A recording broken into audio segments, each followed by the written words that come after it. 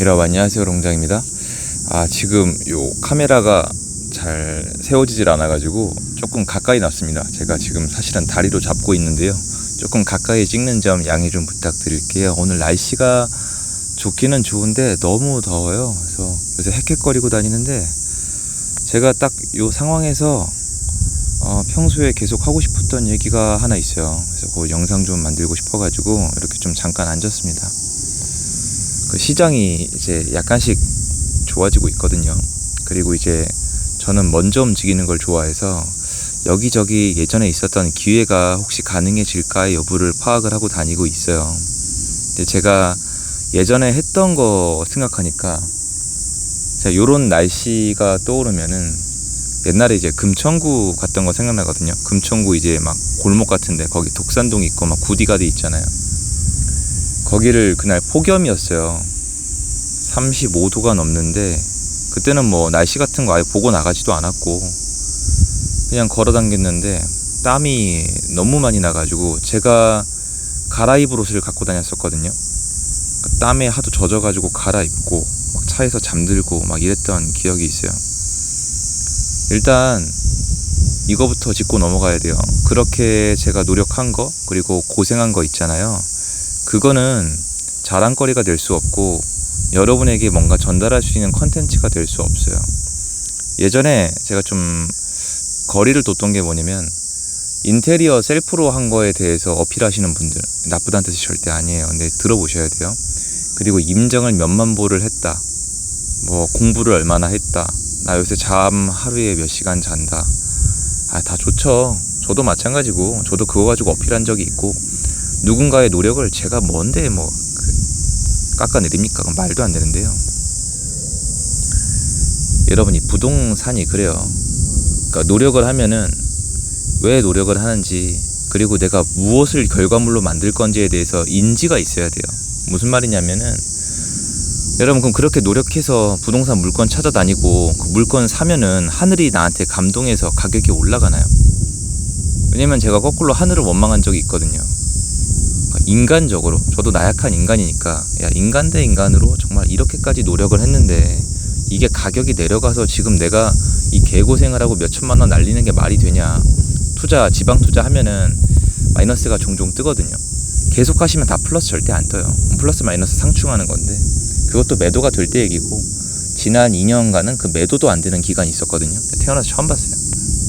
가격을 헐값에 그냥 가져가세요 드려도 안 가져가요. 무슨 뜻이냐면 전세가보다 싸게 파는 거예요.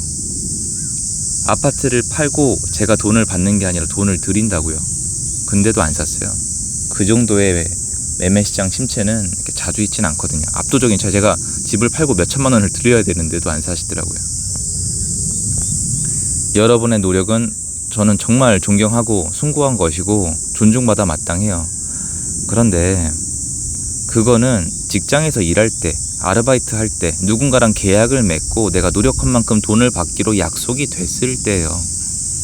저는요, 우리는요, 투자하는 분들은 그거 하는 사람들 아니잖아요. 여러분이 이렇게 땡볕에 걷던, 더위를 먹던, 병이 나든 쓰러져 뭐 잘못되든 그거는 제 얘기하는 거예요. 알아서 하는 거예요. 알아서.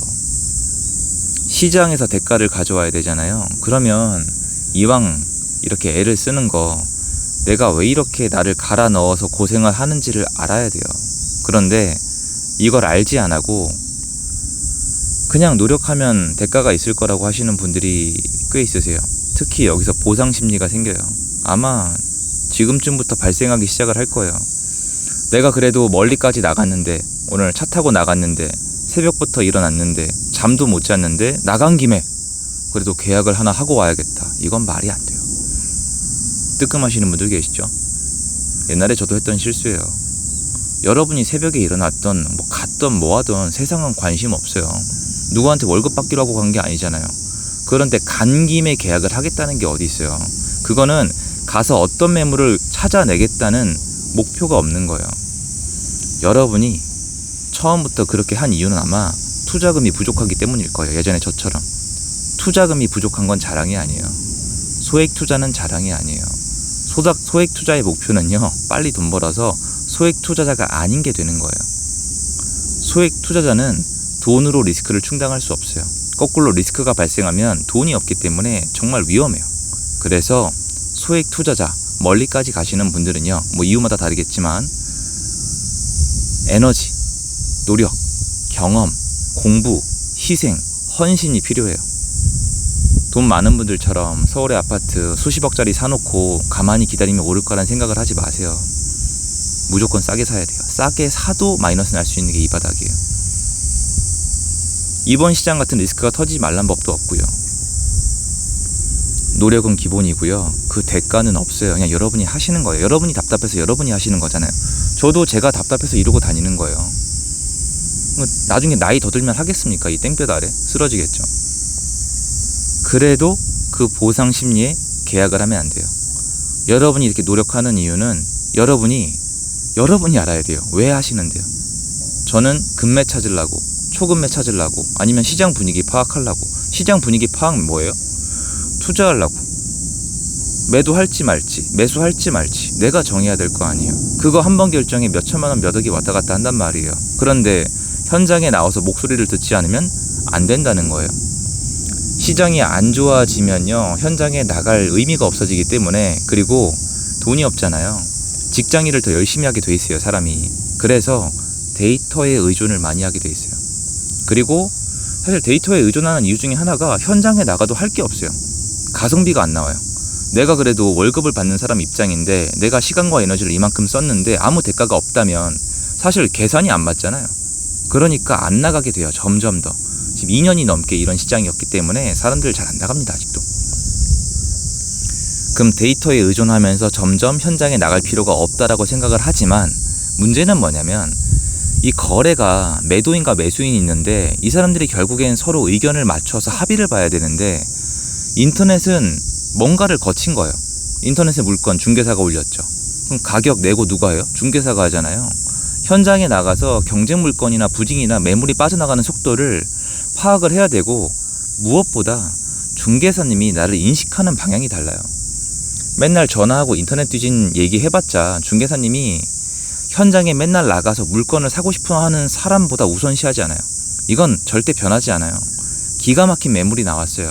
중개사님은 전화 가끔 하는 손님한테 전화하지 않아요. 물건만 뺏겨요. 그런데 얘가 일주일마다 내려와요. 일주일마다 나와서 매물을 물어봐요. 나 꼭 살 거니까, 이런 조건을 원하니까 이 물건 나오면 알려달라고 얘기를 해요. 근데 물건이 나왔어요. 여러분이면 중개 수수료를 받아야 되는데 누구한테 연락을 하시겠어요?